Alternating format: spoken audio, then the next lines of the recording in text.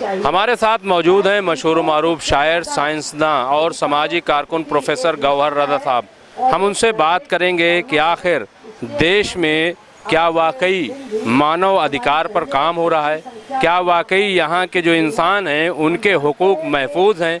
आजकल हमारे देश सर, यहाँ धरना देने की ज़रूरत पड़ रही है। 75 साल देश को आज़ाद हुए हो गए हैं। क्या लगता है, क्या वाकई जो अधिकार हैं मानव के, इंसान के, क्या वो महफूज हैं, सुरक्षित हैं? ये तो अब सबको ही मालूम है कि मानव अधिकार जो है वो इस देश में सुरक्षित नहीं है। लेकिन बात ये है कि 2014 के बाद क्या बड़ा बदलाव आ गया। जब से ये सरकार आई है तब से मानव अधिकारों पे हमले में शर्म आना बंद हो गई। इस सरकार के आने के बाद सड़क के ऊपर अगर लिंचिंग हो जाती है तो ना मीडिया पे असर पड़ता है, ना इस सरकार के तंत्र पे असर पड़ता है, ना पुलिस लोगों की सुरक्षा के लिए खड़ी होती है। बजाय सुरक्षा में खड़े होने के पुलिस जिनके ऊपर हमला होता है उन्हीं को जिम्मेदार ठहराना शुरू कर देती है। ये एक बड़ा बदलाव है। किसी भी समाज में मानव अधिकारों की सुरक्षा उस समाज को बेहतर बनाने के लिए होती है। और जब मानव अधिकारों के ऊपर बहस हो रही थी, शुरुआत में हमारा देश बहुत छोटा था, बहुत कमज़ोर था, आज़ाद हुआ था, तब भी हमने बहुत बड़ा रोल प्ले किया था। उस वक़्त मानव अधिकारों के बारे में जो चार्टर बनाया गया था उसमें आज तक हम अपने समाज को मानव अधिकारों की जागृति की तरफ नहीं ले जा पाए। आम शहरी को हम ये बताना भी नहीं चाहते कि उसके अधिकार क्या हैं। लेकिन जब से ये सरकार आई तब से इसने खाने का, यहाँ तक कि सांस लेने का अधिकार भी छीन लिया, जो हमें कोरोना के पीरियड में दिखाई दिया। और इसमें इसे कोई शर्म नहीं आती कि पार्लियामेंट में खड़े होकर के मिनिस्टर ये कह देता है कि हमारे पास कोई ऐसा आंकड़ा है ही नहीं कि कितने लोग ऑक्सीजन की कमी से मरे। हमारे चारों तरफ ये सब कुछ हो रहा था, हर शहरी अफेक्टेड था।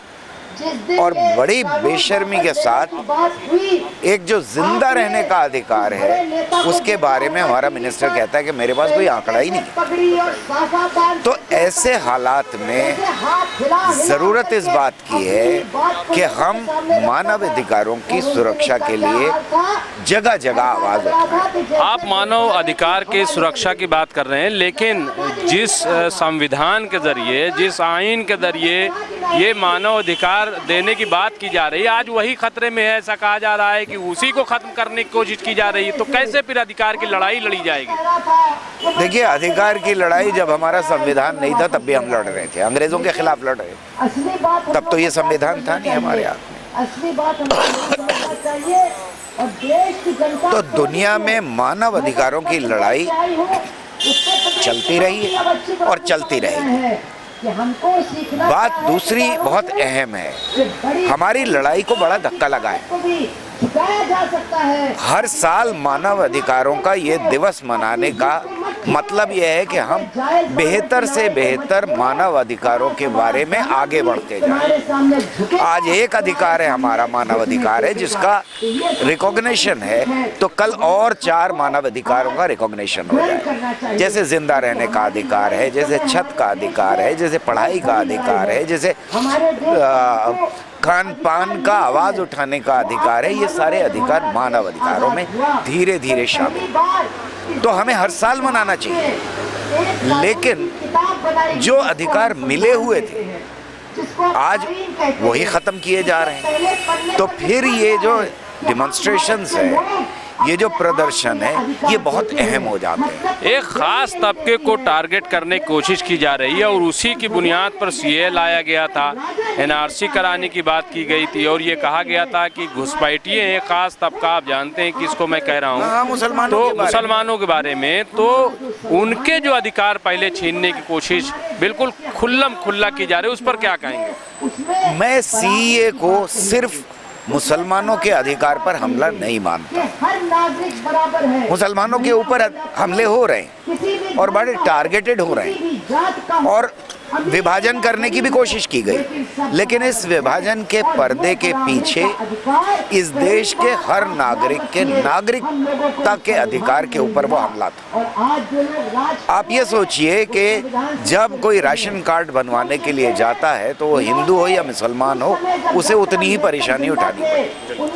अगर मानवता के अधिकार की, जिसमें नागरिकता का अधिकार शामिल, उसके ऊपर आपके को कार्ड बनवाने जाना पड़े तो सिर्फ मुसलमान नहीं दायरे में आएंगे। मुसलमान हो सकता है कि ज्यादा दायरे में आ जाए, उनके ऊपर ज्यादा सख्तियां की जाए, लेकिन ये हर गरीब आदमी के लिए एक हमले की तरह से है। उसको ये कहना है कि तुम क्योंकि गरीब हो इसलिए तुम इस देश के नागरिक नहीं रहे।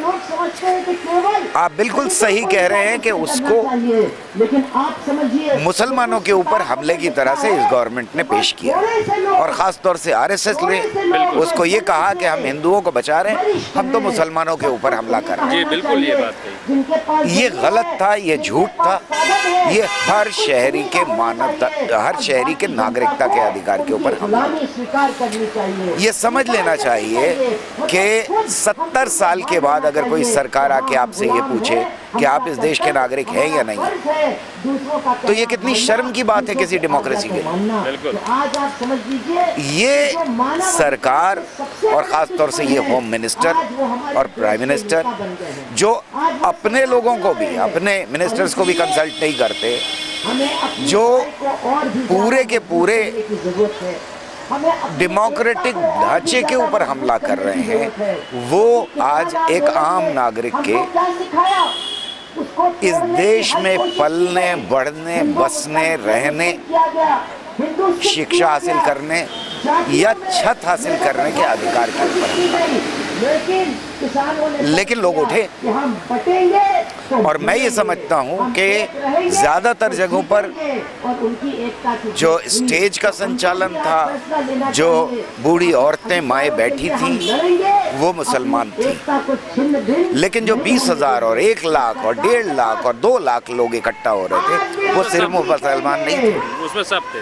तो इस देश की जागरूक नागरिक को ये लग गया था कि ये हमारे ऊपर भी हमला है, ये हमारे संविधान पे हमला है, ये हमारे लोकतंत्र के ऊपर हमला। क्या कृषि कानून की तरह ये सीएए कानून भी वापस लेगी सरकार? मेरे ख्याल में वो ठंडे बस्ते में ज़्यादा देर पड़ा रहेगा। ये सरकार उस मसले को आसानी से अभी उठाएगी नहीं, क्योंकि उनको लग गया है कि अगर उन्होंने पिन चुभाने की फिर से कोशिश की तो एक बड़ा मूवमेंट फिर खड़ा होगा, बिना लड़े वापस नहीं होगा। शुक्रिया। लेकिन लड़ाई जारी है और वो एकदम से शुरू हो जाएगी, कब कैसे उठेगी नहीं मालूम। शुक्रिया। तो ये थे प्रोफेसर गौहर रदा, जिन्होंने कहा कि सीए की लड़ाई हो, ह्यूमन राइट्स की लड़ाई हो, संविधान की लड़ाई हो, ये लड़ाई जारी है और जारी रहेगी। अगर ठंडे बस्ते से फिर सीए को निकाला गया तो मूवमेंट कब और कैसे शुरू हो जाएगा ये कुछ नहीं कहा जा सकता, लेकिन कोई चुप नहीं बैठेगा।